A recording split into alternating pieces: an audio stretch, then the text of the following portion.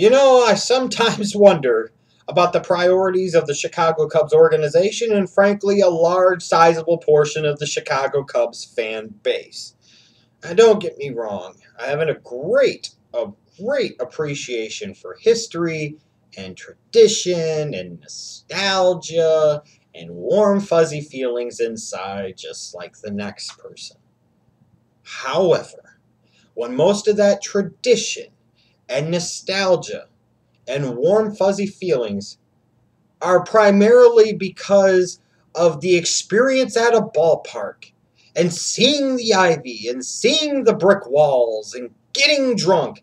And it's not the focus on the team that more often than not has been losers for over 100 damn years now. I start to wonder and question how really truly important that nostalgia and that history and prestige is. And here's the ultimate question for me, for the Chicago Cubs brass and organization, for the Chicago Cubs fans. What is more important to you? Is Wrigley Field more important? Or is winning a God-blessed World Series for the first time since 1908 more important? I really truly believe, sadly, whereas my importance and priority is solely placed on option B, seeing a World Series come to Chicago for the Cubs, I truly think most Cubs fans, idiotically, and in particularly the Cubs brass, view option A as the bigger priority. What I don't understand is, where did Wrigley Field become this mecca of baseball? The Cubs are called the lovable losers for a reason. Because they always fucking lose. And it's always about, wait until next year. We're getting ready to enter June. Oh my God, here comes the June swoon.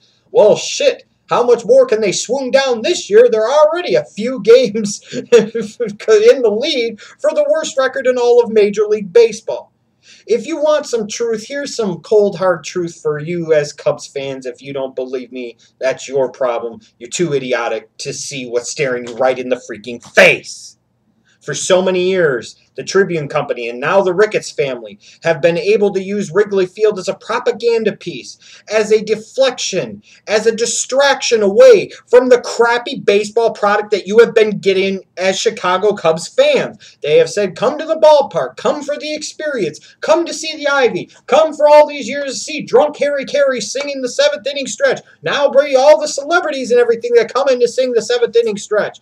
They sell you an experience. They sell you a package that is about everything and anything except winning baseball and winning championships, which at the end of the day you would think is what you would want as a fan base and ultimately what you would want and what you would choose to be remembered as an organization. But somehow along the way, over the years, it has been allowed to occur, this propaganda that has been put out there by the sports media and by the Chicago Cubs organization and perpetuated and expanded upon by all these fans passed down from one generation to the next, that, yeah, it'd be great someday to win the World Series, but let's just go have a good old fun time at the ballpark. Wrigley Field has been around for 100 God-blessed years. And in that time, the Chicago Cubs have won 0, and I emphasize again, 0 world championships in that park. The Chicago Bears, who haven't played in Wrigley Field on a consistent basis in over 40 damn years, have won more world championships at a baseball park than the baseball team that plays on the north side. You get all this talk about the rooftop owners and Waveland and Sheffield Avenue and all this other crap and Clark and Addison. Who gives a shit? And you see it here again. The importance and priority being placed on the ballpark instead of producing a winning product. Let me hit you with some more real truth. The real truth is that Theo Epstein was brought in to be the president of the Chicago Cubs for one reason and one reason only. You have been packaged this certain type of product and this kind of propaganda to believe that it is about a long-term rebuilding project. And don't get me wrong, from an organizational standpoint, it was truly desperately needed. But there was always an ulterior motive, and I've talked about it from the beginning, and I've been consistently on it. The reason Theo Epstein was brought in, newsflash, dumb dicks, was to be able to chop $200 to $300 million off of the Cubs payroll in the next 4 to 5 years, so that way a financially strapped ownership group in the Ricketts family could sit there and come up with some money in-house to be able to do what? Oh, finance and partially fund the renovations of that dump Wrigley Field. The same Wrigley Field, mind you, that in 1984 the Cubs had to go in the NLCS and play 3 straight games in San Diego because the community didn't want lights at Wrigley Field. They didn't want to enter the 20th century. The Cubs won the first 2 games at home and then proceeded to lose the last 3 games on the road. You would think, especially the older Cub fans, would hate that ballpark because it potentially cost them a chance at a World Series in 1984. What good has come from Wrigley Field? If the New York Yankees could tear down the house that Ruth built, the house that Babe fucking Ruth built, where they won all these championships and all these World Series over the years, if they could tear that park down, why can't the Cubs tear down Wrigley Field? Oh, and by the way, after the Yankees tore down the house that Ruth built, something that should have never been allowed to happen, guess what they did? They went on to win a World Series. The Phillies got rid of the vet. They built their own ballpark. Guess what they did? They won a World Series. The Giants got out of Candlestick Park, built their own stadium, have made multiple World Series appearances, and have won 2 of them in the decade. For God's sakes! How much simpler could this be to see? The biggest hindrance and the biggest problem and the biggest preventative mechanism from the Cubs becoming a championship organization is that dump dive ballpark Wrigley Field. You can talk about all the history and tradition that you want. It's losing tradition. Damn it, I've been a Cubs fan for almost 30 fucking years. I don't want to be like my parents' generation or hell, my grandparents' generation and be able to say I went my entire life and went to the grave without seeing the Chicago Cubs hoist at least 1 World Series fucking trophy. Some of you will talk about 2003 and all of that. Well, I also remember the beginnings of that 2003 season when the Cubs could have went 1 step above and brought in 1 more piece, and that was Pudge Rodriguez, Ivan Rodriguez. 1 year, $10 million was all it was going to take. They refused to give it to him. He goes to the Marlins, and guess what? The Marlins end up winning the World Series that year. It was that 1 move. And why didn't the Cubs make that 1 final move? Because the championship wasn't as important as they pretended it to be and as much as they tried to tell you it was, because they had the fallback of Wrigley Field. As long as Sosa was hitting home runs and the ballpark was being filled up every night, who cares?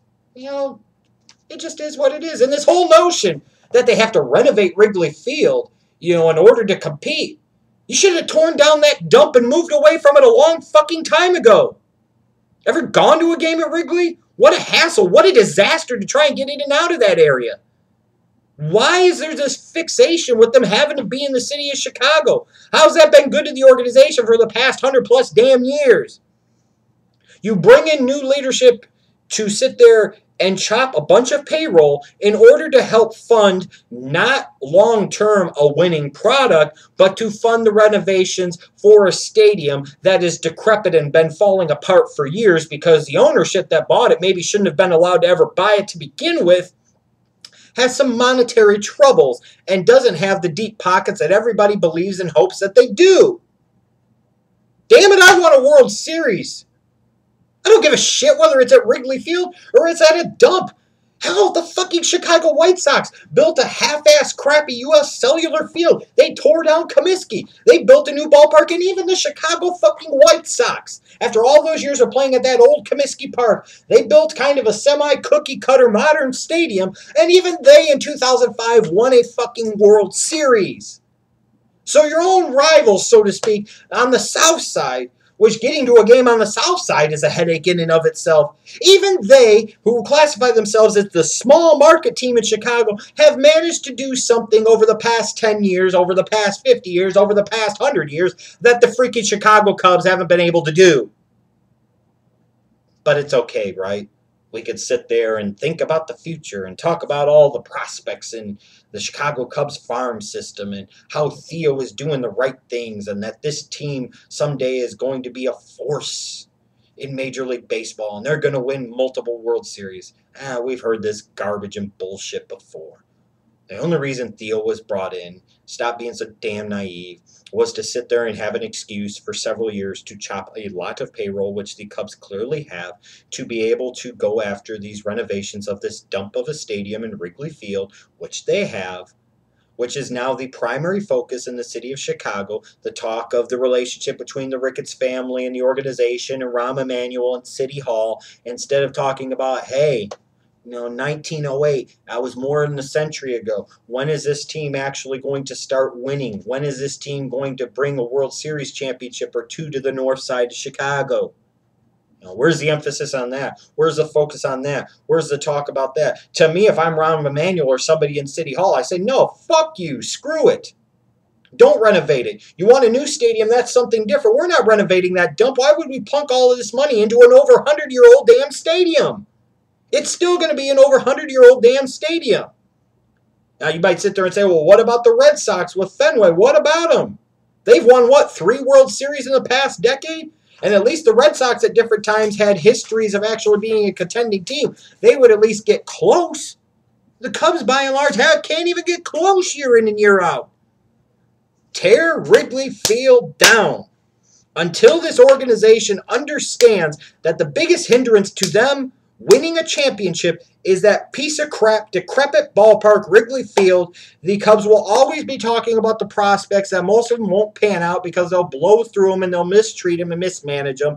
They will always talk about the hope of wait until next year, and they'll emphasize the ballpark experience so that way you can go watch a team win 65 or 70 ball games every year and try and feel good about it. What history, what a tradition. I don't want that history, and I don't want that tradition. I'm sorry, but the Cubs organization and a lot of Cubs fans, to me, have their priorities in the wrong place. To me, Wrigley is not the most important thing. A World Series? I just want to see one before I die. Just one World Series championship in Chicago. That's all I ask for. I don't think that's too much.